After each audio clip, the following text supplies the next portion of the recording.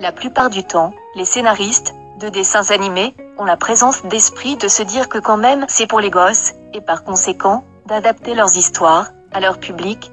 Et puis d'autres fois, les mêmes bonhommes pètent un boulon et décident de nous offrir un final ultra déprimant. Découvrez aujourd'hui 5 des pires fins de dessins animés, celles qui te donnent envie de te tirer une balle dans la tête. Marcelino. Oui, vous savez, le petit garçon abandonné par sa maman et recueilli par un monastère. Eh bien, à la fin, il touche une statue qui lui parle en lui demandant ce qu'il veut. Marcelino répond qu'il veut revoir sa maman. La statue accepte et prend la vie de Marcelino, qui meurt, heureux de pouvoir revoir sa maman. Voilà, en ce qui me concerne, 15 ans après, le traumatisme est toujours bien là. Code Lyoko. En gros, Xana, le robot super méchant, est éliminé, son créateur s'est sacrifié. William, possédé par Xana, est libéré, mais n'est pas pardonné par les héros. Tout le monde se remémore des souvenirs, et c'est terminé. Une fin, sans morale, assez perturbante, et qui aura arraché des larmes à ses plus fidèles téléspectateurs. Totally Spies. Jerry décide de prendre sa retraite et de confier le Whoop à Monsieur X et à ses droïdes. Triste à l'idée de devoir démissionner, les Spies essayent de prouver qu'elles sont plus fortes que ces droïdes, sans succès. Elles découvrent que les droïdes ne font pas leur travail et que Beverly Hills est envahi par des voleurs. Lorsqu'elles tentent de prévenir Jerry, celui-ci se fait enlever. Après avoir pénétré chez lui, par effraction, elles arrivent à sauver les espions qui avaient été kidnappés.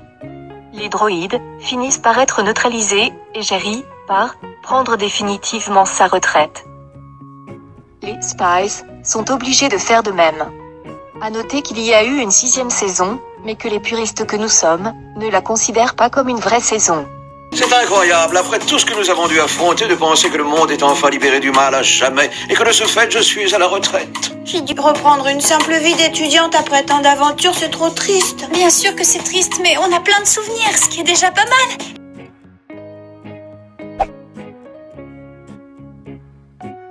Les mystérieuses cités d'or. Esteban et ses amis finissent par découvrir la cité d'or, mais celle-ci se retrouve détruite peu après. Les 3 enfants ont prévu de partir à la recherche des autres cités d'or, ce que Mendoza encourage. Petit bémol, Esteban n'a pas retrouvé son père. Ce qui rend vraiment cette fin très nulle. Un chien des Flandres. Injustement accusé, le petit Nello se retrouve mis à la porte et commence à marcher seul, sous la neige. Il trouve refuge dans la cathédrale où il est rejoint par son chien, Patrache. Réalisant leur méprise, les gens commencent à le chercher, mais c'est que le lendemain, qu'il est retrouvé mort de froid, avec son chien, sur le sol de l'église. Vraiment une fin nulle, qui te donne envie de te tirer une balle. En bonus, l'épisode de Tom et Jerry, où ils se foutent en l'air, qui n'est pas le dernier épisode de la série, mais qui a quand même toutes les qualités pour bien nous plomber le moral.